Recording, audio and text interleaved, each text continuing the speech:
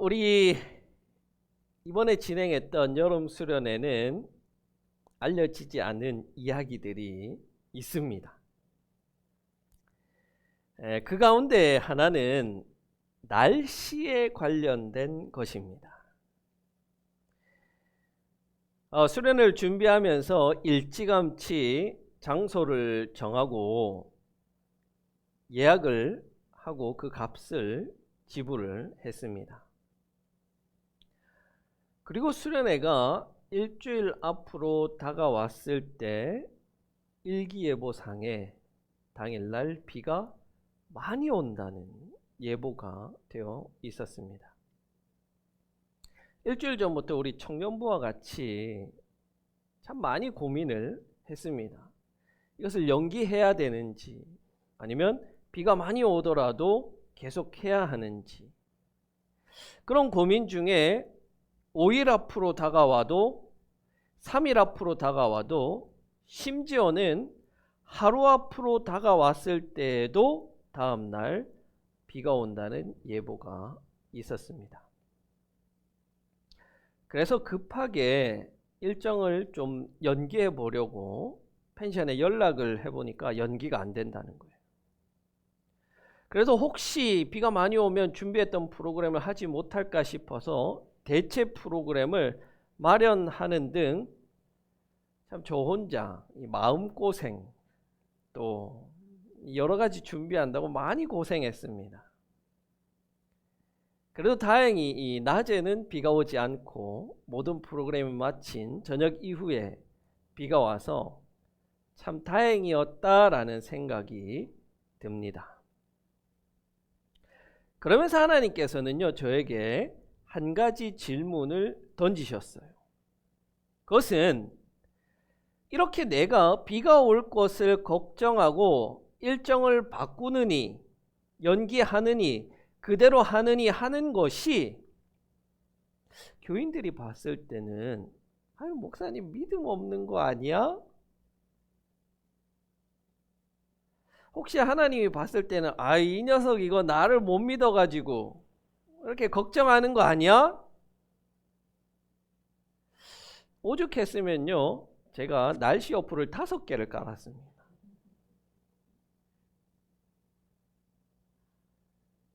여러분 어떻습니까?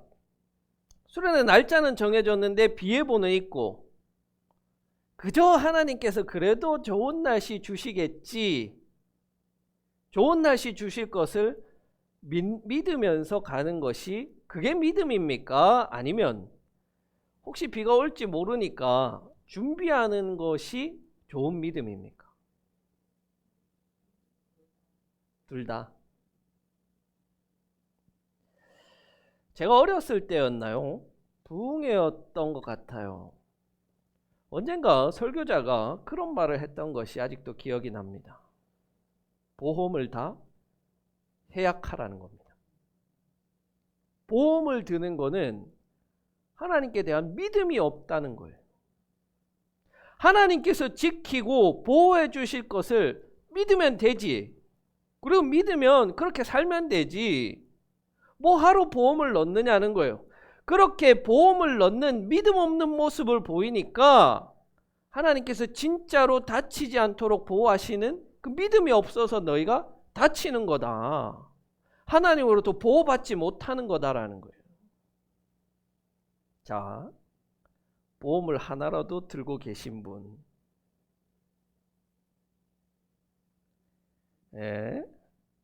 하나라도 없으신 분이 없습니다. 어떻습니까, 여러분? 믿음이 좋다는 게 뭐예요? 우리가 믿음 생활하면서 누구나 한 번쯤 이 질문을 여러분들은 던져봐야 되고 가져봤어야 돼요.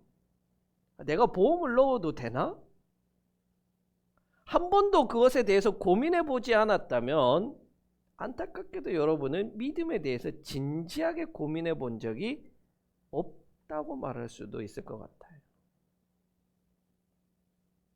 미래의 앞날을 걱정하면서 그것을 우리가 준비하는 것이 믿음이 좋은 것인가? 아니면 하나님께서 다 해주시겠지, 하나님께서 이루어 주시겠지 하는 것이 좋은 믿음인가에 대한 그 질문에 대한 대답을 오늘 야고보 사도는 하나의 사례를 통해서 우리에게 이야기를 들려줍니다. 이 이야기의 주인공은 어떤 창창한 젊음을 가지고 있는 젊은이입니다. 그는 앞날을 꿈꾸며 미래를 설계하고 있습니다. 아마도 우리 재원이쯤 또래 되었겠죠. 여기 북삼은 나의 꿈을 펼치기에 너무 좁아. 나라는 그릇을 담기에 북삼은 너무 작다. 내가 더 큰 도시인 대구나 서울에 가서 한번 성공해 보겠다. 장사를 해서 큰 돈을 벌어 보겠다는 생각과 계획을 가지고 있는 젊은이였습니다. 그러면서 주변 사람들에게 큰 소리로 떠들고 다니는 거예요. 나 이제 서울 간다. 나 이제 서울 가. 서울 가서 성공한다. 돈 많이 벌어올 거야. 금이 안양한다. 그 소리가 야고보 사도에게까지 들려온 겁니다. 야고보 사도는 그를 향해서 뭐라고 이야기하냐면요, 교만하다라고 이야기합니다. 지금 이 사람은 큰 꿈에 부풀어 있습니다. 그가 말하는 태도에도 이것이 잘 나타나 있어요. 그가 말을 할 때 네 가지 동사를 사용해서 말을 하는데, 갈 것이다, 지낼 것이다, 장사할 것이다, 돈을 벌 것이다. 이 짧은 문장 하나에 4개의 동사가 사용되어 있는데, 이 4개의 동사가 모두 미래 시제로 기록되어져 있습니다. 그 말은 이 청년이 그 미래에 원대한 꿈을 꾸고 계획을 가지고 있다는 것을 보여줍니다. 그리고 그러한 미래의 시제는 무엇을 의미하냐면, 자기가 마음만 먹으면 할 수 있다, 자기가 계획한 대로 될 수 있다는 교만한 자기 만족을 반영하고 있는 것입니다. 그는 부자가 되겠다는 그 노골적인 욕망을 감추지 않고 서스럼없이 드러내고 있고, 그 세속적인 계획과 태도를 모두 앞에 자신 있게 떠벌리고 다니고 있습니다. 자, 여러분, 여기서 야고보는 이 젊은이의 무엇을 책망하고 있습니까? 미래에 대해서 꿈을 꾸는 것을 책망합니까? 내가 앞으로 장사할 계획을 가지고 있다는 것을 책망합니까? 아니면 부자가 되겠다는 그 마음을 책망하는 것인가요? 그렇지 않습니다, 여러분. 그렇지 않아요. 그러면 우리가 장사도 못하고 아무것도 못하죠. 야고보가 책망하는 것은 자신의 목적을 추구하면서 드러내는 세상적인 자신감, 그것을 책망하고 있는 거예요. 야고보 사도는 미래에 대해서 계획을 세우고 꿈을 꾸는 모든 것을 금지한다, 그것을 경계한다라는 것을 이야기하는 게 아닙니다. 그것은 옳지 않은 해석이에요. 생명보험과 은퇴를 위해서 저축을 드는 것을 비난하는 것이 아니라는 말이에요. 다시 한 번 더 말하지만, 야고보가 여기서 책망하는 것은 미래의 일을 자기가 결정할 수 있고 그 결정한 대로 될 수 있다는 인간의 교만에서 나오는 모든 종류의 미래의 계획들을 가리키고 있다라고 볼 수 있습니다. 즉, 우리가 미래를 계획하고 꿈꾸고 설계하는 그것 자체가 잘못되었다는 것이 아닙니다. 그것이 어디서부터 출발하느냐, 이것의 문제인 거예요. 어떤 의도와 생각을 가지고 그렇게 미래를 꿈꾸고 계획하느냐의 문제인 거예요. 학자들은요, 여기서 이렇게 말하는 사람이 그리스도인인지 아니면 그리스도를 모르는 사람인지 의견이 서로 다릅니다. 어떤 사람은 그리스도인이 이렇게 이야기한다, 그것을 야고보가 책망한다 라고 말하는 사람이 있는가 하면, 아니다, 이 사람은 예수를 믿지 않는 사람이다 라고 말하기도 합니다. 자, 그러나 이 사람은 분명히 참된 그리스도인은 아닌 것 같아요. 왜? 그의 말에는요, 하나님이 없어요. 설령 그가 그리스도인이라고 가정을 해서 하나님께서 나를 이렇게 큰 돈을 벌게 해 주실 줄 믿습니다라고 할지라도 그건 믿음이 아니라 교만인 거예요. 믿음을 가장한 교만이라는 말입니다. 만약에 이 사람이 믿지 않는 사람이라면 이 사람이 장사를 준비하면서 어떤 확신이 있지 않았겠습니까? 자신이 이 아이템은 된다. 이거 하면 내가 돈을 벌 수 있다라는 확신을 가지고 일을 시작합니다. 여러분, 가게를 처음 오픈한 사람이 안 될 것 같은데, 망할 것 같은데, 이런 생각을 가지고 가게를 장사를 시작하는 사람은 없습니다.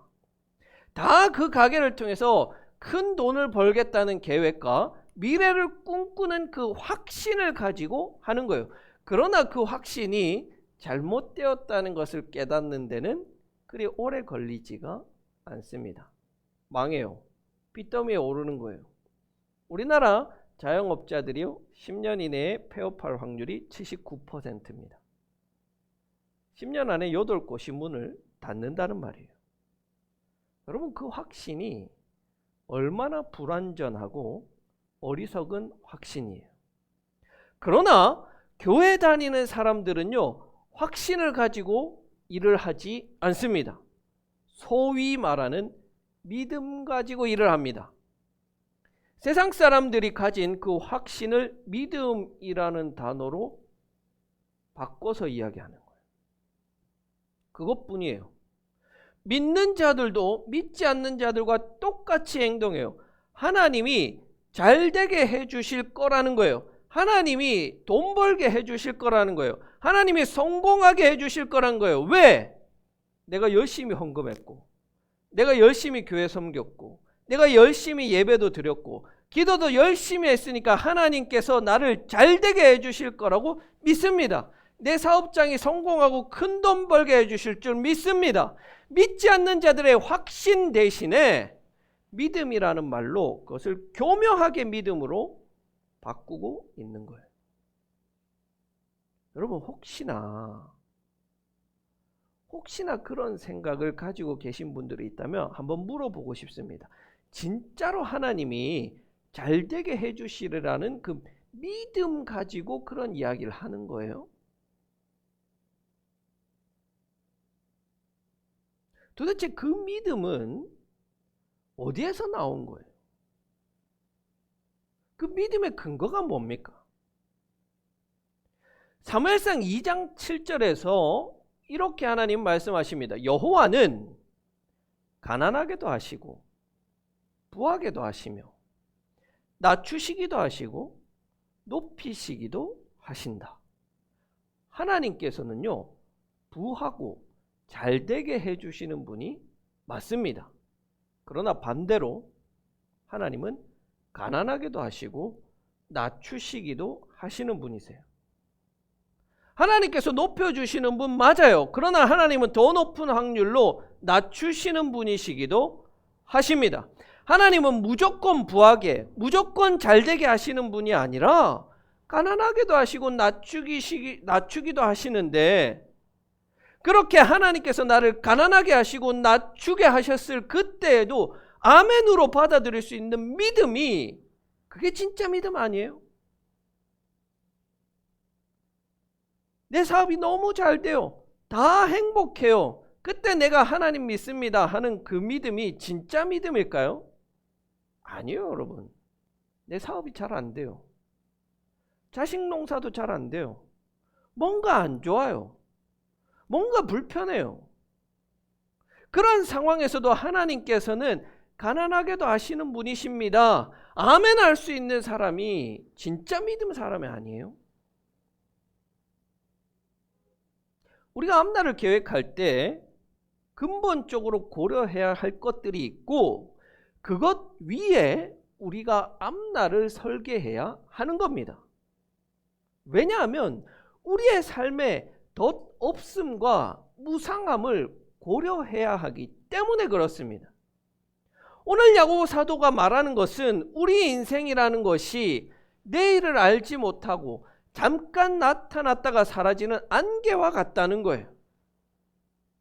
우리에게는 단 한 번의 인생밖에 주어지지 않았고 그 인생은 너무나도 짧아서 금방 흘러가고 그 끝이 당장 내일이 될 수 있다는 그 사실을 항상 잊지 말아야 하고 그것에 기반을 둬서 우리의 미래를 계획해야 한다는 거예요. 그런데 여러분, 안타깝게도 우리는 반대로 행동해요. 뭐를 반대로 하냐면요, 예수님을 모르는 사람들은 자신들에게는 영생이 없는데 곧 죽을 인생인데도 영생을 살 것처럼 행동합니다. 그렇게 살아요. 마냥 열심히 벌면 언젠가 부자가 될 것처럼 살아요. 내일을 꿈꿉니다. 미래를 계획합니다. 돈을 많이 벌겠다는 그 환상에 사로잡혀 있습니다. 영원히 살 것처럼. 반대로 그리스도인은 영생을 가지고 있는 사람들인데 마치 곧 죽을 사람처럼 살아가는 거예요.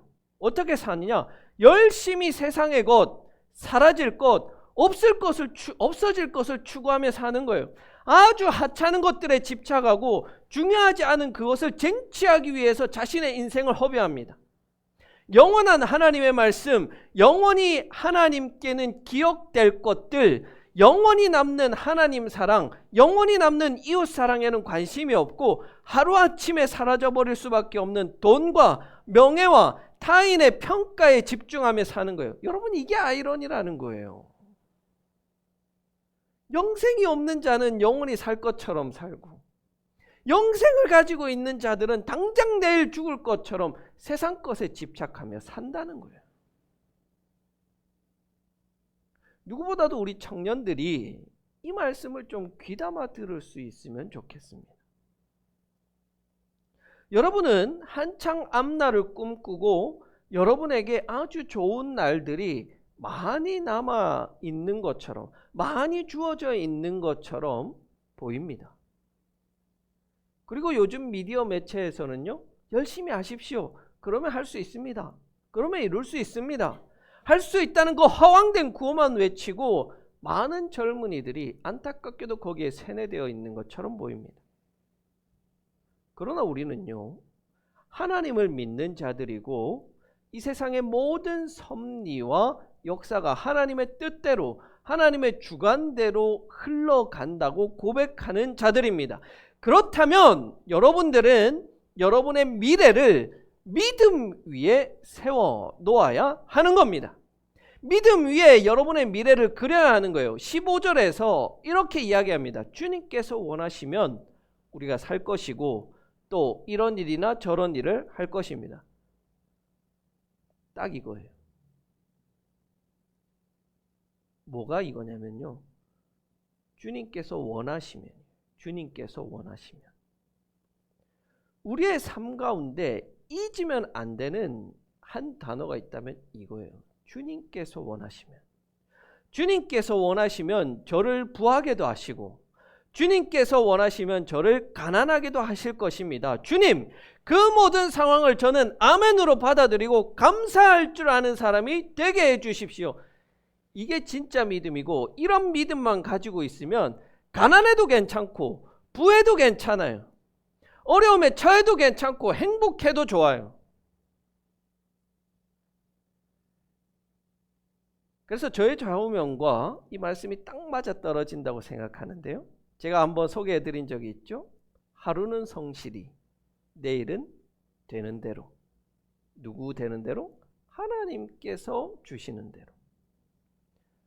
하나님 믿는 자들은요, 이런 마음가짐으로 살아야 되는 거예요. 하루는 성실히. 왜? 우리의 하루는요, 공짜로 주어지는 게 아니기 때문에 그래요. 주님께서 원하시면 주시는 하루예요. 주님께서 우리에게 주신 하루라고요. 하루가 그저 주어지는 게 아니라 주님께서 주셔야 한다는 거예요. 여러분 그 한문철의 블랙박스 TV 프로그램 보신 적 있으시죠? 그 프로그램을 보면요, 이제 교통사고 나는 것들을 보여주잖아요. 그런데 아니 어떻게 저런 상황에서 사고가 날 수 있지? 어떻게 저렇게 사고가 날 수 있지? 말도 안 되는 그 사고들이 우리의 삶 가운데 비일비재하게 일어나는 거예요. 우리가 하루하루 사는 것은요, 내가 건강관리 잘해서도 아니고 내가 아직 20대 젊어서도 아니고 하나님께서 우리에게 그 하루를 선물로 주셨기 때문에 우리는 하루 사는 거예요. 그러면 우리가 이 하루에 감사하지 않을 수가 없고 선물로 주신 이 하루에 최선을 다해서 살아가지 않을 수가 없어요. 하루를요 허투루 살고 낭비하는 것들은요 하나님 믿을 자격이 없어요. 하나님 믿는다고 말할 자격이 없어요. 하루를 낭비하는 자들이 어떻게 예수님의 그 십자가 은혜를 이야기할 수가 있어요? 그럴 수가 없는 거예요. 우리에게 주어진 이 하루는 우리가 최선을 다해서 살아야 할 만큼 값어치 있는 날들이라는 거예요. 하나님께서 우리에게 선물로 주셨기 때문에, 하나님 허락 없이는 주어지지 않는 오늘 하루기 때문에, 그래서 우리는 매일 아침 이것이 기억나고 그 주신 날을 감사하며 기도로 하루를 시작할 수 있다면 정말 멋진 날들이 여러분 앞을 기다리고 있을 겁니다. 미래는 어때요? 내일은 어때요? 여러분 미래를 그립니까? 미래에 대한 원대한 계획을 가지고 있습니까? 내 뜻대로가 아니에요. 하나님 뜻대로예요. 그 원대한 미래의 그 계획들이 내 뜻대로 이루어가는 것이 아니라 하나님 뜻대로 이루어가는 것이고, 내 뜻대로 좌지우지할 수 없다는 것을 믿음으로 고백하십시오. 그렇다면 우리가 계획을 세우고 하나님 따라오십시오. 내 계획은 이겁니다. 나는 절로 갈 테니까 따라오십시오. 하나님을 믿는 믿음 안에서 우리는 가고 멈출 줄 알아야 합니다. 하나님 따라오십시오. 내 계획을 이루어 주십시오. 하나님을 종처럼 부리는 자들은 믿음 있는 자들이 아니라 교만한 자들이라고. 믿음은요, 내가 예수님보다 앞장서서 가는 게 믿음이 아니에요. 예수님이 내 앞에 가시고 나는 그 예수님을 뒤따라가는 게 믿음이에요. 하나님의 뜻이 내 뜻보다 먼저 앞에 가는 것. 그것을 우리는요 믿음이라고 불러요. 내가 앞서가는 것을요 교만이라고 불러요.